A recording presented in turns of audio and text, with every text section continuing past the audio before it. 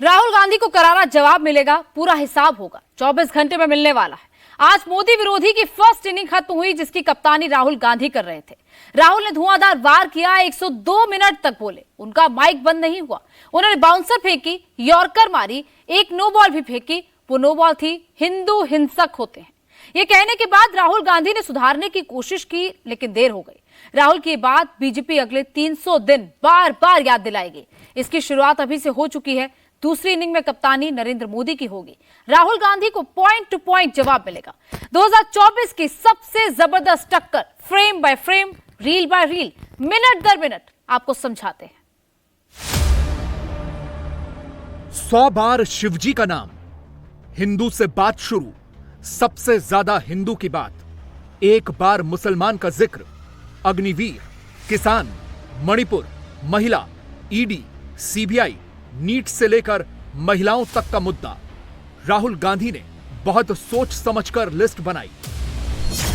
यहाँ पे दूसरी चीजों के चित्र दिखाए जा सकते हैं। डायलॉग भी तैयार किए, डिलीवरी भी सटीक थी, टाइमिंग भी मैच की। नाम बोलने की कोई जरूरत नहीं, मैं भाषण दे रहा हूं, आप नहीं दे रहे हो। मुझे बोलना है जो बोलना है, मुझे नाम लेने की कोई जरूरत नहीं। मुझे जो बोलना है मैं बोलूंगा। मैं दिखाना चाहता हूं कि अयोध्या में क्या हुआ, अयोध्या की सच्चाई क्या थी। प्रेसिडेंट्स डिबेट में उन्होंने बात उठाई थी, मैंने बात बंद की। रोजगार तो आपने। राहुल गांधी का बतौर नेता प्रतिपक्ष यह पहला भाषण था। राहुल पहली बार इतना लंबा बोले। राहुल को पहले भाषण से हीरो बनाने वाला नैरेटिव अभी शुरू हो चुका है। Rahul on fire, Rahul's best speech, धनाधन जैसे स्क्रिप्ट टाइमलाइन में भरने शुरू हो गए हैं। अब इस स्पीच के 2-2 मिनट के वीडियो खूब वायरल होंगे। जैसा इरादा था वैसा एक्शन हो गया। राहुल गांधी जबरदस्त होमवर्क करके आए थे। 2 बार प्रधानमंत्री खड़े हुए, 4 बार गृह मंत्री, 2 बार रक्षा मंत्री, कृषि मंत्री, संसदीय कार्य मंत्री, जलवायु मंत्री, सब खड़े हुए। सब ने राहुल गांधी का विरोध किया। संसद में जबरदस्त घमासान हुआ। परमात्मा 10 साल में पहली बार ऐसा हुआ है जब प्रधानमंत्री नरेंद्र मोदी ने राहुल गांधी को बीच में टोका हो। पहली बार संसद में मोदी और राहुल में 1 to 1 हुआ। जो लोग अपने आप को हिंदू कहते हैं वो 24 घंटा हिंसा हिंसा हिंसा, नफरत नफरत नफरत, असत्य सत्य असत्य।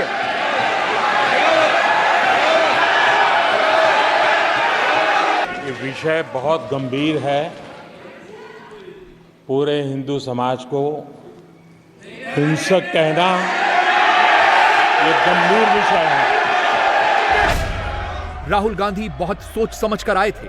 उनके टारगेट पर नरेंद्र मोदी थे। नरेंद्र मोदी, राहुल गांधी ठीक आमने सामने बैठे थे। राहुल गांधी को बोलने का पूरा टाइम मिला। प्रधानमंत्री मोदी ने राहुल का पूरा भाषण, एक-एक लाइन गौर से सुनी। ये इसलिए चिल्ला रहे हैं क्योंकि तीर जाके दिल में लगा है, दिल में जाके तीर लगा है, इसलिए ये चिल्ला रहे हैं। देखो चुप हो गए, देखिए स्पीकर साहब चुप हो गए सब। अध्यक्ष जी, लोकतंत्र ने और संविधान ने मुझे सिखाया है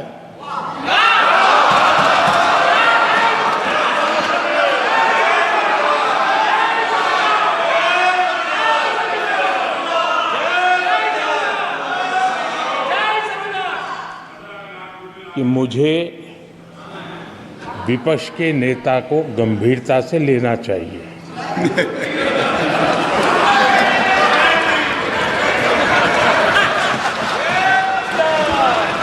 स्पीकर सर, राहुल गांधी ने अपने भाषण में हिंदू पहली हेडलाइन रखी, हाथों में शिवजी की तस्वीर और सनातन का संदेश। स्पीकर सर, ये चित्र पूरे हिंदुस्तान के दिल में है। पूरा हिंदुस्तान इस चित्र को जानता है, समझता है।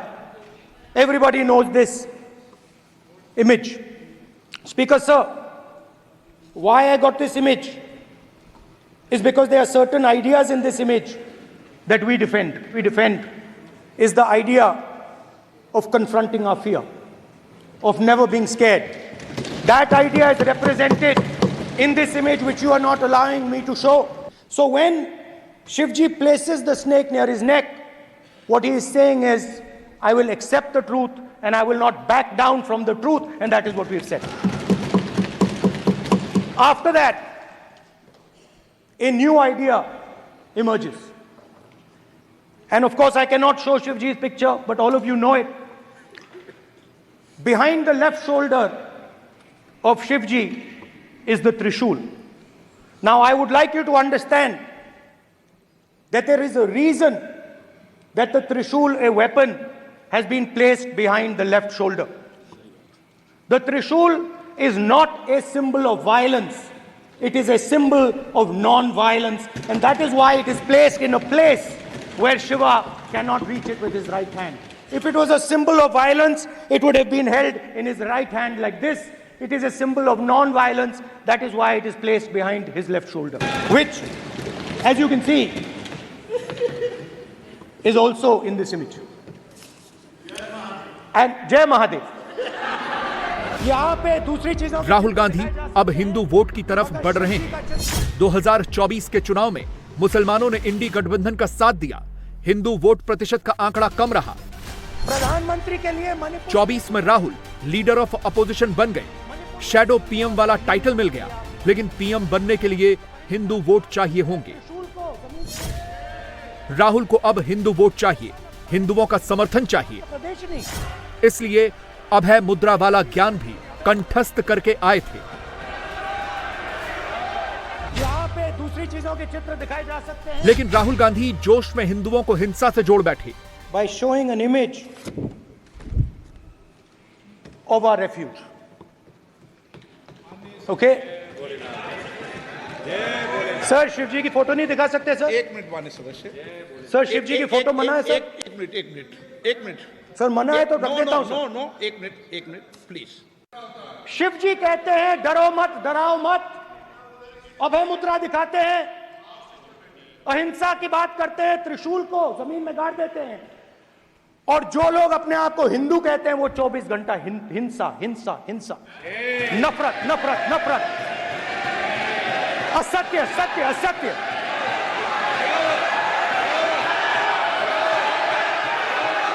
आप हिंदू हो ही नहीं। राहुल गांधी के पीछे बैठे दीपेंद्र हुड्डा को एहसास हो गया था बात स्क्रिप्ट के बाहर चली गई, तो तुरंत राहुल को बीजेपी हिंदू वाला कॉन्सेप्ट याद दिलाया। बात समझिए, ये इसलिए चिल्ला रहे हैं क्योंकि तीर जाके दिल में लगा है। लेकिन बीजेपी ने राहुल को गलती सुधारने का मौका नहीं दिया। और सराबा कर इतने बड़े वाकया को छिपाया नहीं जा सकता।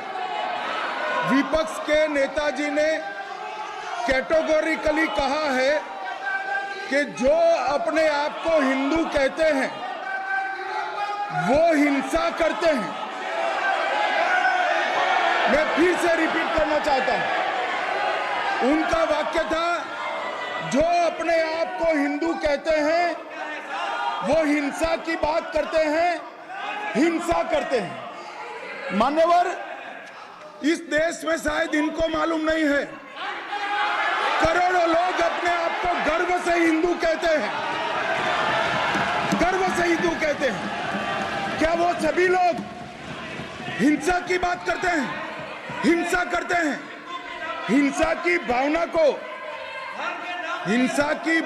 को किसी धर्म के साथ जोड़ना, और ये सदन में और संवैधानिक पद पर बैठे हुए व्यक्ति ने, मैं मानता हूं मान्यवर, उन्होंने इसकी माफी मांगनी चाहिए।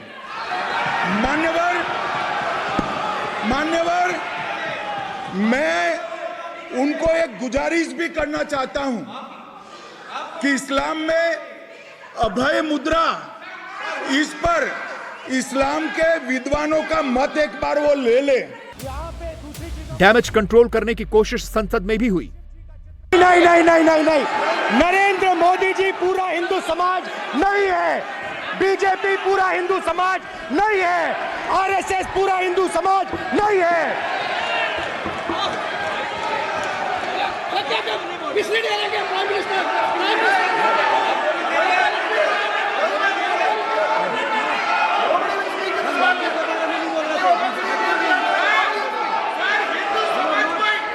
संजय यादव जी। ये ठेका नहीं है बीजेपी का।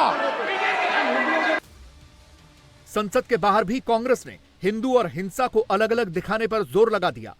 राहुल ने जो नहीं कहा वो समझाने की पूरी कोशिश की गई, क्योंकि अगर लाइन बदल गई तो हिंदू वोट हाथ से निकल जाएगा।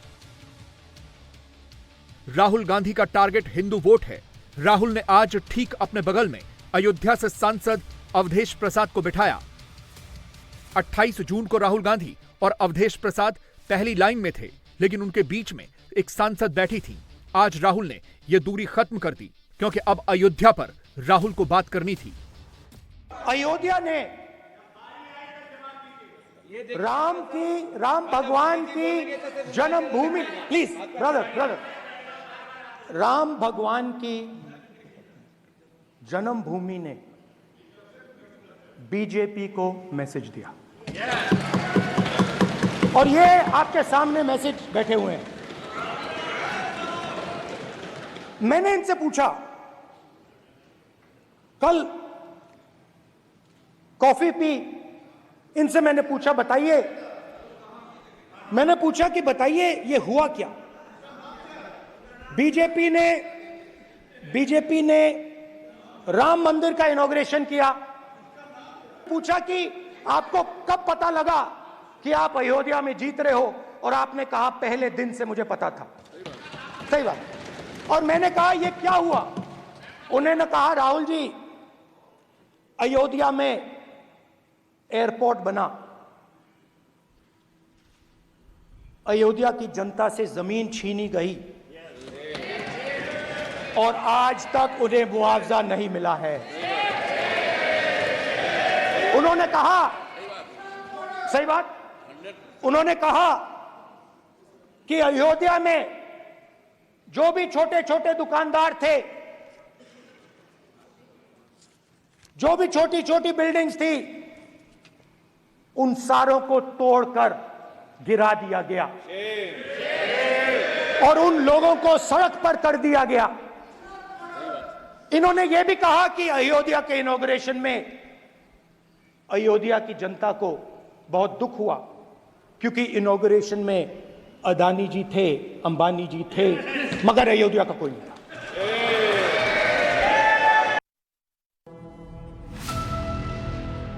राहुल गांधी ने जैसे पॉइंटर बनाए थे, जैसे स्क्रीन प्ले तय हुआ था, वैसा ही एक्ट भी किया। राहुल गांधी ने अयोध्या में एयरपोर्ट, दुकान और जमीन सौदे पर घोटाले का आरोप लगाया। बात अयोध्या की आई तो इसका फैक्ट चेक कराने खुद योगी आदित्यनाथ आए। अपने वैभव की पुनर्स्थापना के लिए फिर से पूरी दुनिया को अपनी ओर आकर्षित कर रही है, तो कांग्रेस कैसे इसको अच्छा मान सकती है। श्री राहुल गांधी का बयान झूठ का एक पुलंदा है। सच्चाई यह है, अयोध्या के अंदर 1733 करोड़ रुपए केवल मुआवजे के रूप में अयोध्या वासियों को प्रदेश सरकार ने उपलब्ध करवाए हैं। चाहे वह भक्ति पथ हो, राम पथ हो, जन्मभूमि पथ हो, चाहे वह एयरपोर्ट के निर्माण का हो, चाहे वह 14 कोसी परिक्रमा के मार्ग का हो, एक एक वहां के नागरिक को, जिसके नाम पे जमीन थी, जिसके नाम पे दुकान थी, जिसके पास दुकान का पोजीशन था, उन्हें प्रॉपर कंपनसेशन दिया गया। श्री राहुल गांधी के बयान सत्य से परे हैं, झूठ का एक पुलंदा है। उत्तर प्रदेश और अयोध्या को बदनाम करने की साजिश है। राहुल गांधी ने अग्निवीर पर भी एक रिपोर्ट तैयार की, जिस पर खुद रिसर्च की और फिर संसद में सुनाई। छोटे से घर में अग्निवीर शहीद हुआ, लैंडमाइन ब्लास्ट में शहीद हुआ। मैं उसे शहीद कह रहा हूं, मगर हिंदुस्तान की सरकार उसे शहीद नहीं कहती। नरेंद्र मोदी उसे शहीद नहीं कहते हैं। नरेंद्र मोदी उसे अग्निवीर कहते हैं। उस घर को पेंशन नहीं मिलेगी, उस घर को कंपनसेशन नहीं मिलेगी,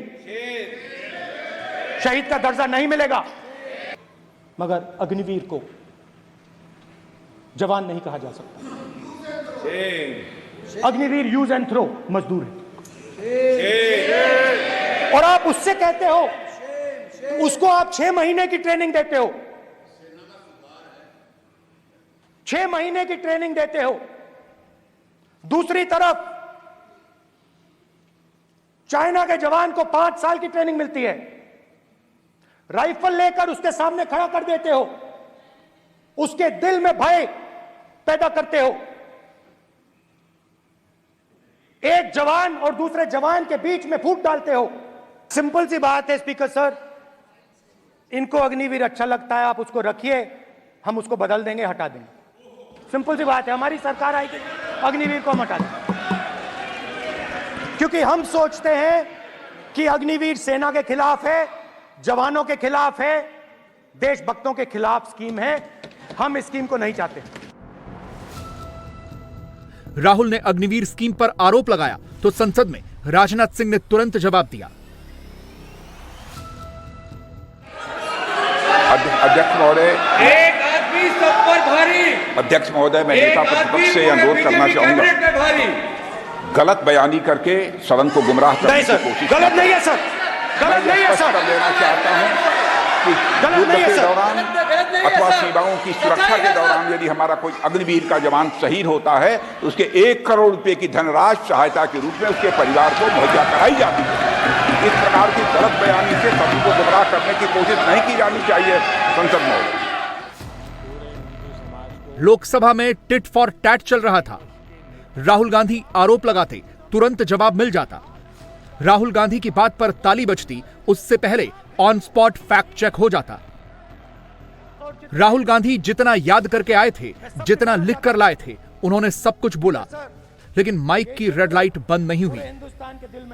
यही बात राहुल ने शायद गौर नहीं की और माइक ऑफ को फिर मुद्दा बनाना चाहा, मगर ओम बिरला ने माइक वाला टॉपिक हमेशा के लिए बंद कर दिया। सर, मेरा सवाल है सर, इस माइक का कंट्रोलर किसके हाथ में? प्लीज बैठिए, बैठिए सर, ये ऑफ होता है, प्लीज बीच में माने ऑफ हो बैठिए जाता है। प्लीज। मेरे भाषण के बीच में सच्चाई ये है कि माइक ऑफ हो जाता है। मैं क्या करूं, हो जाता है वो। अब आपने देखा मैंने अयोध्या शब्द यूज किया और माइक ऑफ हो गया। नो,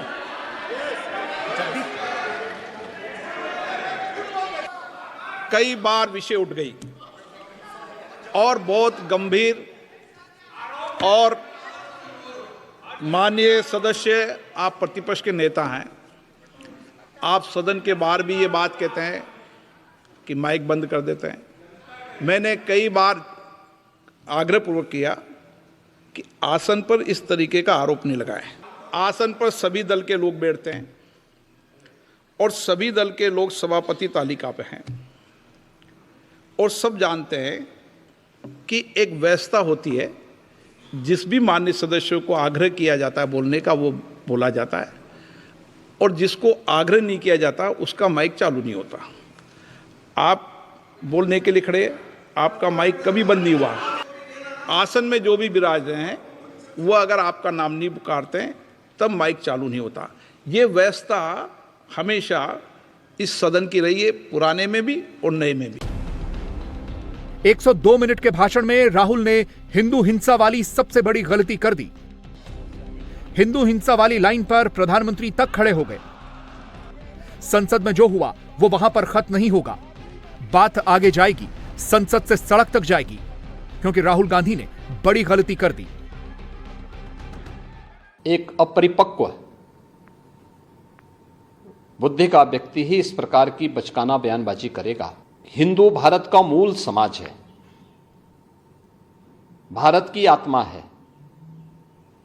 स्वामी विवेकानंद जी ने कहा था कि गर्व से कहो हम हिंदू हैं। हिंदू कोई जाति सूचक शब्द नहीं है, कोई संप्रदाय सूचक शब्द नहीं है। मत और पंथ से अलग भारत की मूल आत्मा है। श्री राहुल गांधी के इस बयान ने, जिसमें हिंदुओं को बारे में जो टिप्पणियां की हैं, यह सत्य से परे,